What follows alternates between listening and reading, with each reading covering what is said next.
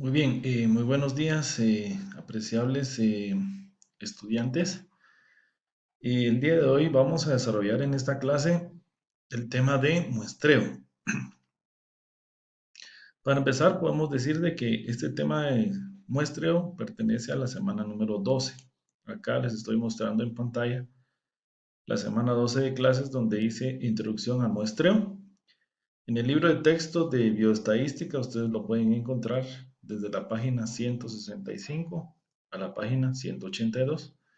El objetivo de desarrollar este tema es identificar la importancia del muestreo en los estudios aplicados en las ciencias de la salud. Y básicamente el contenido que vamos a desarrollar, vamos a trabajar lo que es la definición de población y muestra, características del censo y el muestreo, definir qué es una población infinita y finita, muestreo no probabilístico, vamos a ver todas las categorías, de la misma manera el muestreo probabilístico, vamos a ver los tipos, las técnicas de muestreo. Muy bien, entonces teniendo esto como preámbulo, vamos a entrar de lleno a este tema. Muy bien, aquí tenemos una pequeña presentación, ¿verdad? Donde traté de hacer un esbozo en cuanto a lo que es el tema de muestreo. Lo vamos a abordar hoy desde el punto de vista meramente conceptual y en la semana 16 de clases pues ya estaremos entrando a la parte de cálculos donde estaremos determinando el tamaño de las muestras según el tipo de muestreo que se vaya a utilizar en un estudio. Muy bien, entonces vamos a decir entonces algunas definiciones. Por ejemplo, nos aparece aquí el proceso estadístico, donde lo que regularmente se hace es de que a través de una población vamos nosotros a extraer una muestra. Y dice que a través de ello nosotros vamos a hacer una inferencia estadística. A continuación vamos a definir qué es una población y vamos a definir qué es una muestra.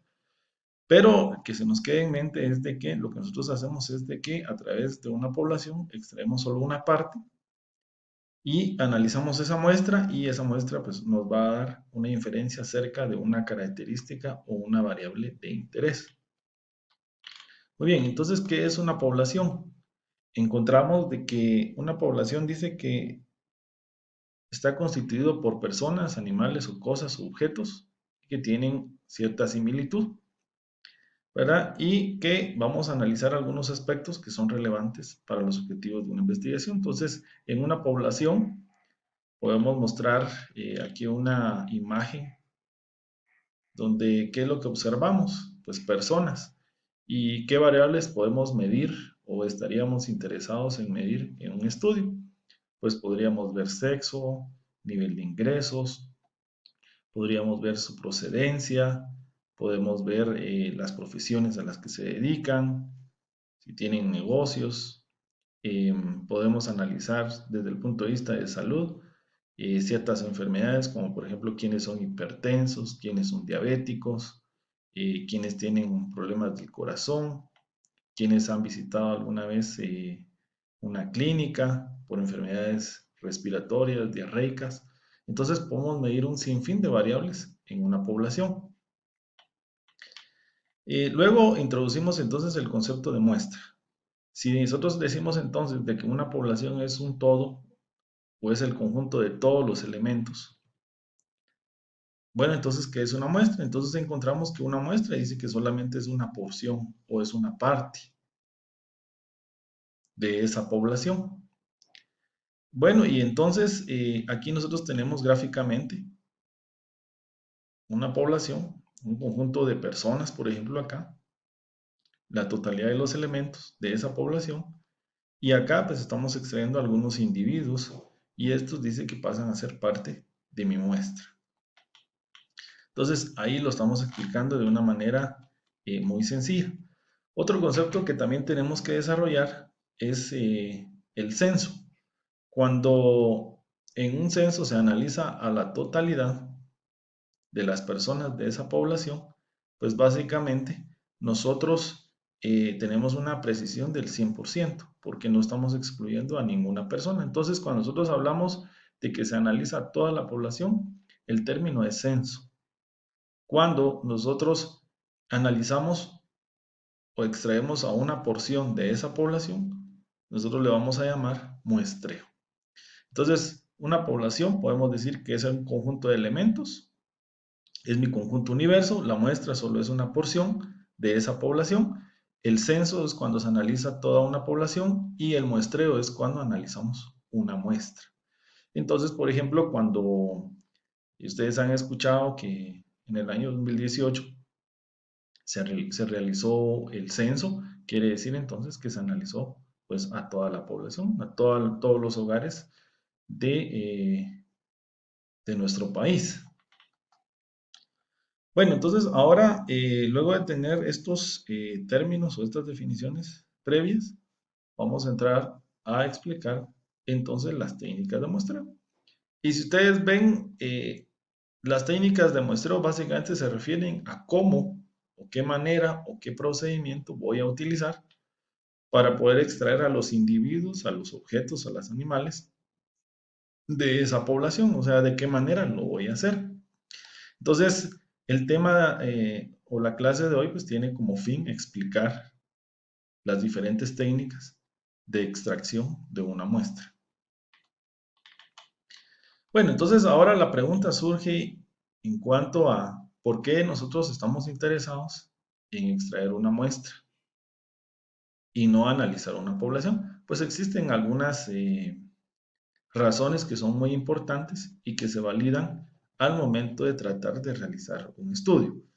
Entonces, las razones, por ejemplo, aquí observamos este gráfico, es el tiempo.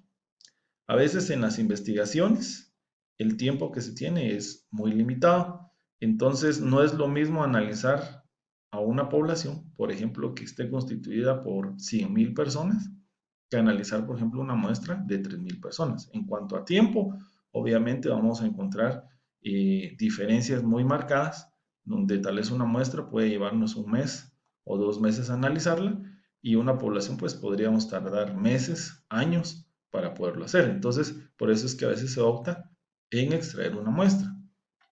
La razón número dos que encontramos acá, pues vemos un billete y pues hace alusión a la situación económica, los costos básicamente de una investigación.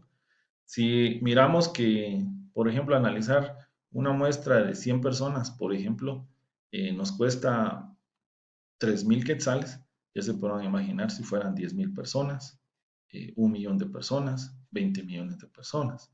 Entonces, también otra razón por las cuales podemos justificar el extraer una muestra es por los costos que implica analizar pues, una población que a veces no se tienen los recursos suficientes, entonces se opta por reducir ese presupuesto y analizar solamente una muestra. La tercera razón por la cual vamos a analizar una muestra o extraer una muestra de una población, lo vemos acá en esta gráfica donde nos dice que la población a analizar es una población muy grande. En estadística, nosotros podemos decir que las poblaciones grandes básicamente son arriba de 100.000 unidades o 100.000 personas, 100.000 objetos. Regularmente nosotros utilizamos el término de población infinita, cuando la cantidad de individuos que conforman esa población es arriba de 100.000. Y cuando está por debajo, podemos decir que es una población finita. Si lo miramos en términos meramente conceptuales, una infinita a veces nos dice que es una población de la cual nosotros no podemos hacer una lista de todos los elementos, dado que es muy grande. Ejemplos de una población infinita podría decirles el conjunto de estrellas, por ejemplo, en el cielo.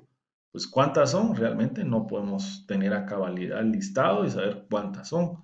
O como por ejemplo los granos de arena que estén en una playa, eso no lo podemos cuantificar. O la cantidad de peces que estén en el océano.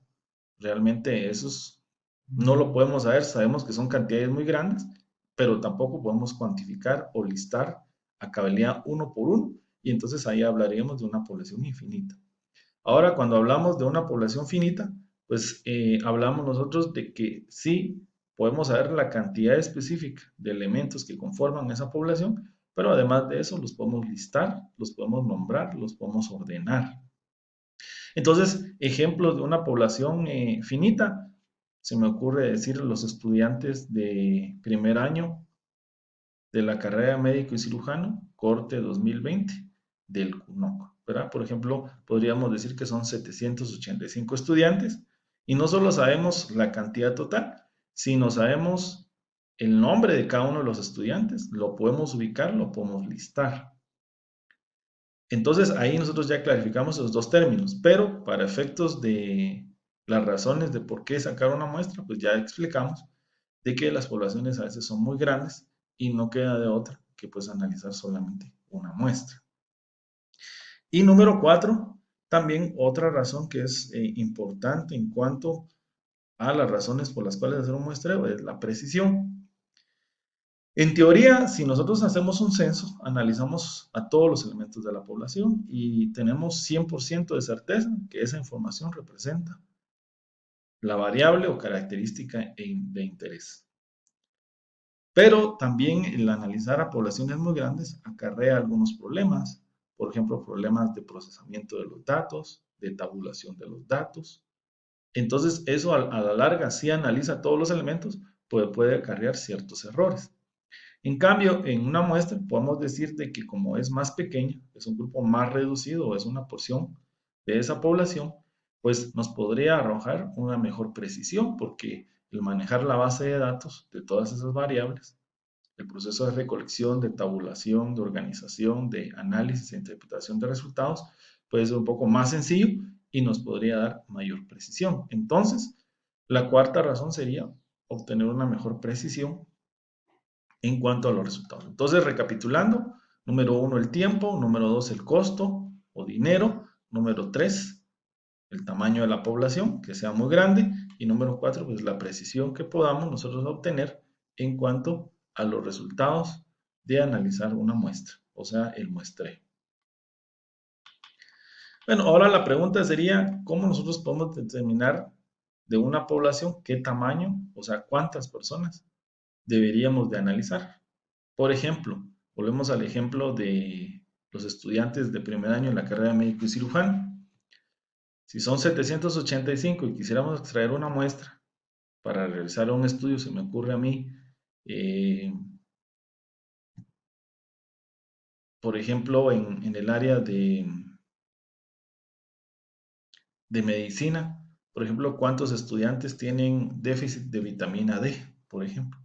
Entonces, ¿qué cantidad de esos 785? Pues ya existen fórmulas específicas que nos van a permitir a nosotros calcular cuál es el tamaño mínimo que deberíamos de tomar. Entonces aquí aparece la interrogante y la pregunta es, bueno, ¿cómo calcular el tamaño de la muestra? Como les explico, hay fórmulas y tienen parámetros, de los cuales no los vamos a desarrollar en esta clase porque esto es de la semana 16. Pero aquí pues está la respuesta. Bueno, esto aparece así tratando de decir que es muy complejo, pero la realidad es que calcular los tamaños de muestra no es tan difícil como aparece en esta imagen. Entonces aquí aparecen algunos aspectos previos que deberíamos de tomar en consideración, pero los cuales no los vamos a desarrollar porque les digo, esto pertenece a otra temática, más que enfatizar al momento de que toda muestra que se vaya a extraer de una población debería en la mayoría de veces ser una muestra representativa. ¿Y qué se refiere con esto? Es de que si la muestra es representativa, de una u otra forma nos puede servir para hacer inferencias acerca de la población en cuanto a la variable de interés. A medida de que esa población no se extraiga y no sea representativa, pues básicamente vamos a tener sesgos en la información y por ende pues nuestro estudio no necesariamente va a representar lo que está sucediendo en una población. Entonces aquí vienen aspectos previos que tenemos que ver como el error, la desviación estándar, la potencia o niveles de confianza, el sesgo, el coeficiente de confiabilidad y otros aspectos para calcular el tamaño de muestra, pero como les comentaba, esto ahorita no lo vamos a desarrollar. También aquí vienen las ecuaciones, ¿verdad? Que podemos utilizar las fórmulas para poder determinar el tamaño de las muestras, pero esto lo vamos a desarrollar en una clase posterior. Entonces, esto básicamente vamos a hacer caso omiso acerca de las fórmulas de cómo calcular según el tipo de estudio que nosotros vayamos a desarrollar. Entonces, aquí sí, este tema es meramente lo que queremos explicar el día de hoy. Tenemos aquí las técnicas de muestreo. Entonces, hablábamos de que las técnicas lo que nos dicen es el método, la forma o el procedimiento en el cual nosotros vamos a extraer a los elementos que van a conformar la muestra de una población. Entonces, aquí tenemos la población y aquí tenemos la muestra, donde extrajimos solo una porción. Entonces, dice que el muestreo es la obtención de una muestra, su conjunto de una población, para estimar la característica de interés en la población. Ya habíamos hablado de que variables podemos medir ya sea variables cualitativas, como por ejemplo sexo, color de ojos, color de ropa, colores favoritos, o variables cuantitativas, como por ejemplo medir el peso, la altura, eh, la presión sanguínea, ritmo cardíaco, niveles de vitamina D, niveles de triglicéridos. Podemos medir un sinfín de características en una población. Bueno, entonces las técnicas de muestreo dice que tienen una subdivisión. Y esa subdivisión, pues, general está dada primero porque tenemos técnicas que hacen referencia a un muestreo probabilístico y otras a muestreo no probabilístico. Y aquí tenemos nosotros cuáles pertenecen al probabilístico: el aleatorio simple, el sistemático, el estratificado, por conglomerados y polietápico. Y por el lado del no probabilístico tenemos conveniencia, por juicios, por cuotas, por accidente, bola de nieve y causa. Básicamente, esta es la clasificación y vamos a ir explicando pues en qué consiste cada uno. Vamos a iniciar primero con el muestreo probabilístico y luego vamos a terminar explicando las técnicas para el muestreo no probabilístico. Bueno, entonces, ¿a qué se refiere con el muestreo probabilístico? Podemos nosotros decir de que el muestreo probabilístico parte de un principio y el principio es el principio de equiprobabilidad. ¿Y en qué consiste ese principio? Dice que todos los elementos individuos de esa población tengan la misma posibilidad o probabilidad de ser seleccionados. Entonces, al momento de aplicar el muestreo probabilístico, lo que estamos enfatizando es de que todos los elementos se tomaron en cuenta y todos tenían la misma probabilidad de ser seleccionados. Y a eso nosotros le llamamos muestra aleatoria. Todos tienen la misma posibilidad de ser seleccionados. Entonces, que se nos quede esta parte que es muy importante cuando aplicamos el muestreo probabilístico. Podemos decir que el muestreo probabilístico es el que más se utiliza para desarrollar estudios de tipo cuantitativo. Dentro de los estudios de tipo cuantitativo encontramos los estudios exploratorios, los estudios descriptivos y los estudios analíticos. Y nosotros utilizamos en los descriptivos y analíticos el muestreo probabilístico. ¿Por qué? Porque dice la teoría que cuando nosotros aplicamos el muestreo probabilístico, este nos permite hacer inferencias acerca de la población, o en pocas palabras, los resultados de la investigación basada en una muestra se pueden generalizar para una población. Por ejemplo, los estudios clínicos, epidemiológicos, por ejemplo, a nivel de fármacos, se prueban en muestras representativas, se hacen muestreos probabilísticos y en función a eso es de que ya los resultados de esas investigaciones pues se pueden aplicar a la población. Entonces es de ahí producto cuando nosotros encontramos un fármaco donde ha sido probado, testeado y obviamente pues ya se generaliza, ya se hace de uso común para una población, pero obviamente primero se hicieron ensayos, se hicieron pruebas de tipo experimental en muestras. En cambio, los muestreos, el muestreo no probabilístico que vamos a trabajar casi de último, podemos decir que los resultados no se pueden generalizar. Entonces, me voy a centrar más en el muestreo probabilístico porque es el que más se utiliza en el área de medicina Igual cuando ustedes tengan que hacer una investigación de cualquier tipo, en cualquiera de los grados que vayan a cursar, de primero a sexto, o para hacer su trabajo de graduación, pues van a tener que utilizar una técnica de muestreo probabilístico. Acá vemos que en la muestra aleatoria, aquí no existe un patrón. Se puede decir que también este se le conoce como muestreo al azar.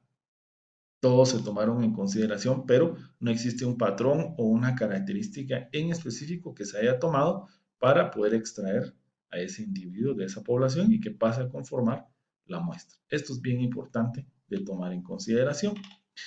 Bueno, entonces el primer muestreo se le conoce como el muestreo aleatorio simple. Y aquí gráficamente colocamos una tómbola y podemos decir de que este proceso es el que más se le parece a un aleatorio simple, pero donde tenemos bolas numeradas, por ejemplo, del 1 al 100, y obviamente se mueve la tómbola durante cierto tiempo y la persona pues introduce su mano y extrae una pelotita. Y ese número, pues en este caso es el ganador, dependiendo de la dinámica que se haya tomado, y en teoría, pues todos los numeritos que están en las pelotitas, pues tuvieron la misma posibilidad de ser seleccionados, pero en este caso solo se tomó a uno. Esto podríamos decir que es un proceso aleatorio, ¿verdad? Y es un muestreo aleatorio simple. Bueno, y entonces esto cómo podría funcionar, suponiendo de que yo tengo una población y quiero extraer una muestra y quiero aplicar el muestreo aleatorio simple, pues ¿qué voy a hacer? No necesariamente tengo que hacer un proceso de estos. Podemos tener algunas otras opciones donde los elementos todos tengan la misma posibilidad de ser seleccionados, pero hacerlo de un método mucho más sencillo. Entonces, hay tres formas. En los textos nosotros encontramos a veces algunas tablas de números aleatorios. No les muestro el proceso porque realmente esto ya no es muy usado, ya no es muy práctico. Otra opción sería utilizar la calculadora.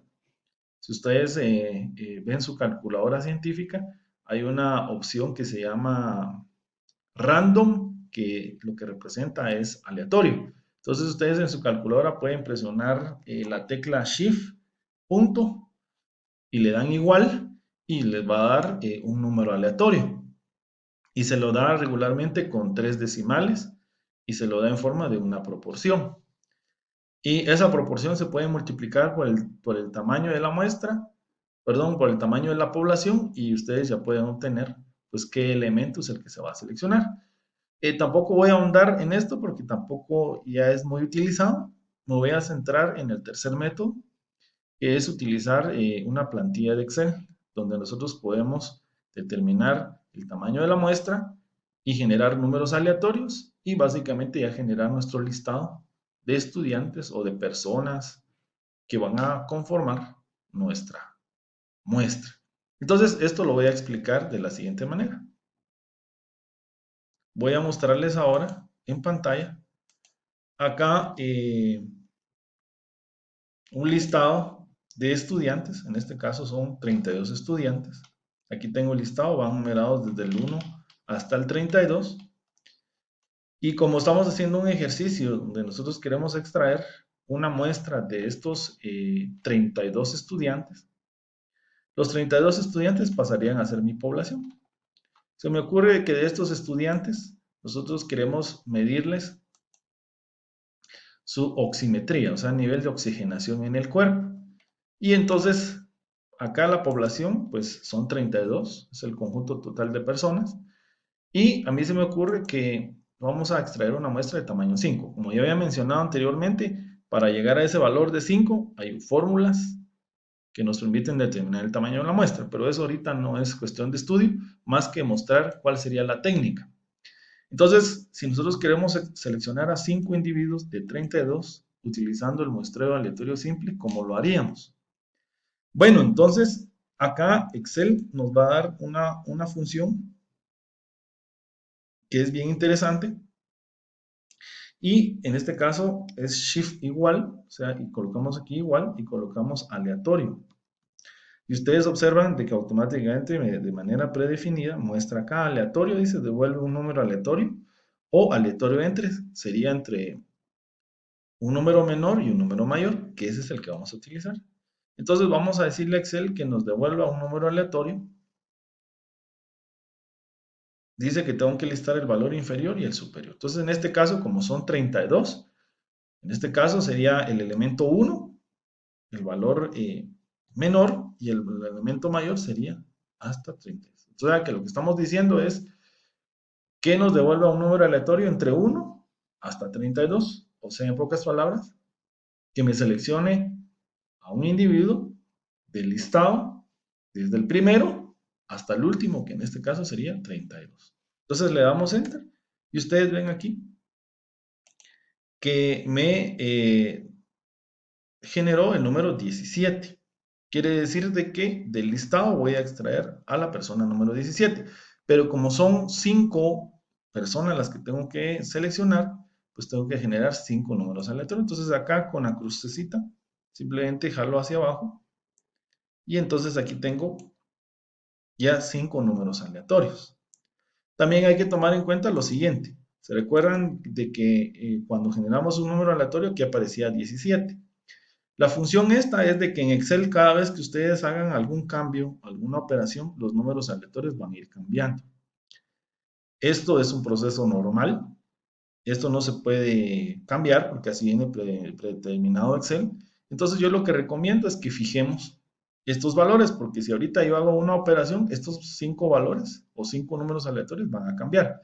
Entonces lo mejor sería fijarlos. Entonces, por ejemplo, acá copio, digamos, miren aquí si se dan cuenta, a la hora de ingresar 6, cambió, ¿verdad? Y aquí miren, si opero otra vez, va cambiando. Entonces cada vez si yo, por ejemplo, aquí ingreso 1, me va cambiando los números aleatorios. Entonces, ¿qué es lo que recomiendo?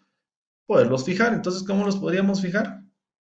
Agarramos estos 5 números aleatorios, le damos copiar y ahora le vamos a dar pegar. Solo que el pegado va a ser de manera textual. Solo los valores nada más son los que vamos a copiar. Entonces acá, si en dado caso cambiaran los números aleatorios iniciales, pues no me interesa, ya fijé los 5 anteriores. Y aquí ustedes se dan cuenta, ya tengo 5 números aleatorios. Obviamente estos ya no coinciden con estos, ya les había mencionado de que estos van a ir cambiando, pero como a mí me interesan números aleatorios, donde todos tengan la misma posibilidad, es lo mismo trabajar estos que trabajar estos. O sea, realmente no hay ningún patrón. Entonces, ¿qué significa? Que vamos a seleccionar a la persona 11, 5, 4, 30 y 25. Y ellos son los que van a componer la muestra de la población de un total de 32. Y podemos decir que esos 5 individuos fueron seleccionados de manera aleatoria. ¿Qué técnica se utilizó? Muestreo aleatorio simple. Bueno, entonces vamos a ir a buscar el número 11 en el listado. Aquí lo voy a copiar. Entonces, en este caso, William José Ochoa Varías va a conformar parte de mi muestra. Vamos a seleccionar el número 5. Fernando José también. El número 4 va a ser Alex Jafet. El número 30. Vamos a ubicarlo acá. César Alfredo Díaz. Y por último, el número 25, Joel Stevens.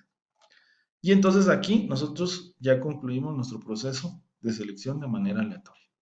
Entonces, como habíamos dicho que íbamos a medir la oximetría de 5 estudiantes de una población de 32, pues entonces aquí ya sabemos a quiénes son los que les vamos a medir la oximetría y forman parte de mi muestreo. Básicamente es eso. Entonces aquí ya explicamos el proceso de cómo generar números aleatorios. Vuelvo a repetir, la función es aleatorio.entre. Colocan el primer valor del listado y el último valor, o sea, si son 32, del 1 al 32, suponiendo de que la población tuviera 1500 personas, colocan 1 hasta 1500 y les va a devolver un número aleatorio en ese rango. Dependiendo del tamaño de la muestra, ustedes con esta cruz arrastran hacia abajo, es lo que habíamos explicado, y pueden en este caso generar 5. Si fueran 10 números aleatorios, pues seguimos hacia abajo, generando, por ejemplo. Ahí ya tendríamos 10 números aleatorios, si fuera necesario, dependiendo del tamaño de muestra. Y obviamente aquí ya tenemos quiénes son los que van a conformar la muestra. Pero entonces, esta es una breve explicación en cuanto al muestreo aleatorio simple. ¿Verdad? Excel facilita mucho la generación de números aleatorios y la extracción de los elementos para ese proceso. Muy bien, entonces ahora vamos a regresar, ¿verdad? Pasamos ahora al siguiente muestreo y tenemos un muestreo probabilístico sistematizado. Siempre los elementos se van a extraer de manera aleatoria, todos